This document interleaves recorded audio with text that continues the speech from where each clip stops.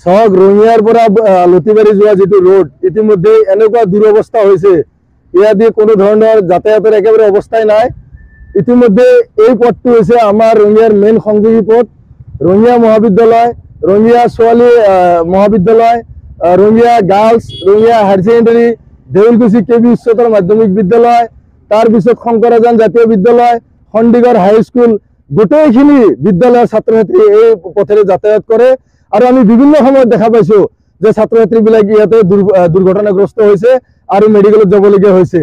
তো আমি এই প্ৰতিবাদৰ জৰিয়তে চৰকাৰক দাবী জনাইছো যে প্ৰমোদ বৰদলৈ ডাঙৰীয়া বিটিচিত ফুলজাৰি মাৰি কথা কোৱা তেখেতে ছুইজাৰলেণ্ড বনোৱা বুলি ইতিমধ্যে দাবী কৰিছে। তেখেতক আমি অৱগত কৰিব বিচাৰিছো, এই আপোনাৰ ছুইজাৰলেণ্ড নেকি? ছুইজাৰলেণ্ডৰ এই অৱস্থা নেকি? এজন গৰ্ভৱতী আই মহিলা এই ৰাস্তা দি যাব নোৱাৰে, বিভিন্ন ধৰণৰ মানে দুৰ্ভোগত আমি ভুগিবলগীয়া হৈছে। অসম চৰকাৰক দাবী জনাইছো যে আপোনালোকে ফুলজাৰি মাৰা কথা কৈছিল যে অসম মানৰ দৰে ৰাস্তা ইয়াত আপোনালোকে দিছে, এই ৰাস্তাটো বনাওঁতে আজি 5 বছৰ কাল উকলি গ'ল, এতিয়ালৈকে আপোনালোকৰ ৰাস্তা সম্পূৰ্ণ নহল। আমাৰ প্ৰশ্ন, আপোনালোকৰ ৰাস্তা কেতিয়া সম্পূৰ্ণ হ'ব? ৰাইজ আপোনালোকৰ পৰা কোনো ধৰণৰ আঁচনি বিচৰা নাই, ৰাইজ আপোনালোকৰ কোনো ধৰণৰ ঘৰ বিচৰা নাই, কোনো ধৰণৰ বস্তু বিচৰা নাই। ৰাইজে বিচাৰিছে যাতায়াতৰ সুবিধাটো, আপোনালোকে সেইখিনি দিয়াৰ কাৰণে আজি ব্যৰ্থ হৈছে। তো আমি আজি ABMC তথা সন্দিগড় অঞ্চলৰ ৰাইজ ওলাই আহিছে, স্বতঃস্ফূৰ্তভাৱে ওলাই আহি বাট পথ বন্ধ কৰি দিছে।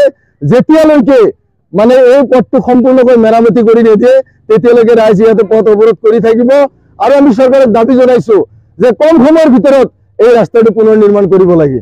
আমি জনাত ইতিমধ্যে এই ৰঙিয়া লতিবাৰী পথেদি আমাৰ স্থানীয় MCLA মাননীয় পবিত্ৰ কুমাৰ বড়ো ডাঙৰীয়া তেখেতে সদায় ইপিন্ধি যোৱা অহা কৰে। তাৰ উপৰিও প্ৰমোদ BTCৰ চিফ মাননীয় প্ৰমোদ বড়ো ডাঙৰীয়া তেখেতে ইপিনে সঘনাই যোৱা অহা কৰে।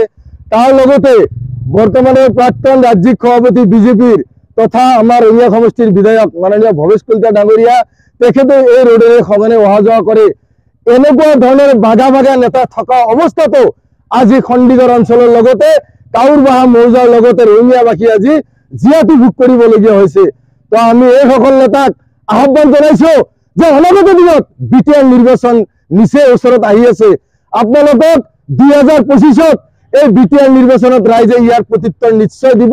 গতিকে আপোনালোকে এতিয়াও সময় থাকোতে কম সময়ৰ ভিতৰত আমি বিপুল দাবী জনাইছো যে আপোনালোকে এই ৰাস্তাটো কম সময়ৰ ভিতৰত মেৰামতি কৰি দিয়ক, অন্যথা 2025ৰ BTR নিৰ্বাচন তথা 2026ৰ বিধানসভা নিৰ্বাচনত ৰাইজে ইয়াৰ প্ৰত্যুত্তৰ দিবলৈ সাজু আছে।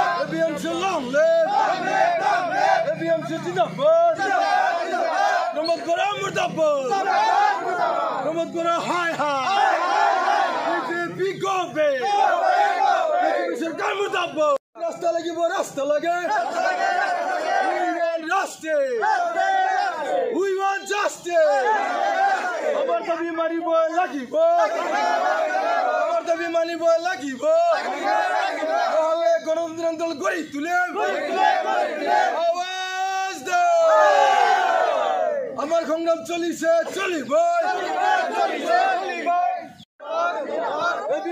long live অসম সরকার হায় হায় বিজেপি সরকার মুর্দাবাদ বিপিএল মুর্দাবাদ এপিএমসি জিন্দাবাদ আমাক রাস্তা লাগে রাস্তা দিও We want justice. No justice, no rain. No justice, no rain. আমাকে রাস্তা লাগিব রঞ্জিয়ার পরে আলতি বাড়ি যে রাস্তা পুনর মেরামতি করিব লাগিব হায় হায় অসম সরকার মিছলিয়া বড় মিছলিয়া বড় কাম না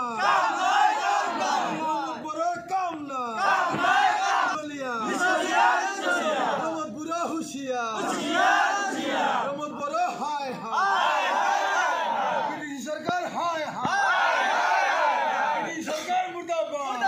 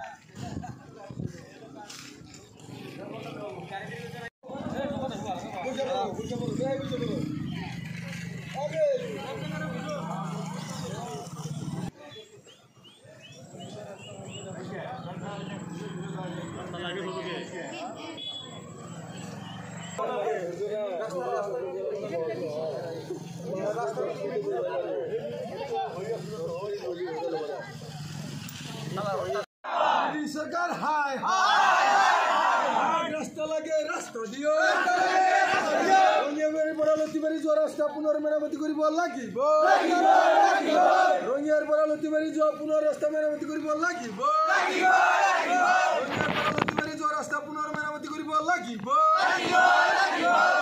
গণ আন্দোলন গলি তুলে সংগ্রাম চলিছে